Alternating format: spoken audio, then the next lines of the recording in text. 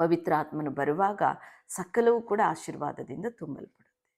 ಅದೇ ಪ್ರಕಾರ ಕೊರ್ನೇಲನ ಮನೆಯಲ್ಲಿ ಇಲ್ಲದ ಆಶೀರ್ವಾದ ತುಂಬಿ ಹೊರಸೂಸುವಂಥ ಆಶೀರ್ವಾದ ಆತನ ಕುಟುಂಬದಲ್ಲಿ, ಅವರ ಬಂಧು ಬಳಗದ ಮೇಲೆ, ಅನ್ಯ ಜನಾಂಗದ ಮೇಲೆ, ಆ ಕೂಟದಲ್ಲಿ ಸೇರಲ್ಪಟ್ಟ ಎಲ್ಲರ ಮೇಲೆ ಹಿಡಿದು ಬಂತು.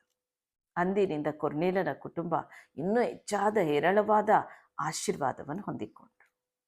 ನನ್ನ ಸ್ನೇಹಿತರೆ, ನೀವು ಕೂಡ ದೇವರಿಗೆ ಕೊಡುವಂಥ ವಿಚಾರ, ದೇವರಿಗೆ ಏನೇ ಒಂದು ಸಲ್ಲಿಸಿದ್ರು ಸಂತೋಷವಾಗಿ ಕೊಡ್ರಿ. ದಾನ ಧರ್ಮವನ್ನು ಹೇರಳವಾಗಿ ಮಾಡುವವರಾಗಿರ್ರಿ. ಇದರಿಂದ ಕರ್ತನಿಗೆ ತುಂಬ ಸಂತೋಷ ಇರುತ್ತೆ.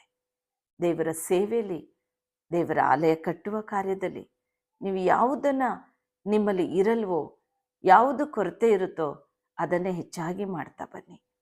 ಅದನ್ನೇ ದೇವರು ಹೇರಳವಾಗಿ ಒದಗಿಸಿಕೊಡ್ತಾರೆ, ಆಶೀರ್ವದಿಸ್ತಾರೆ.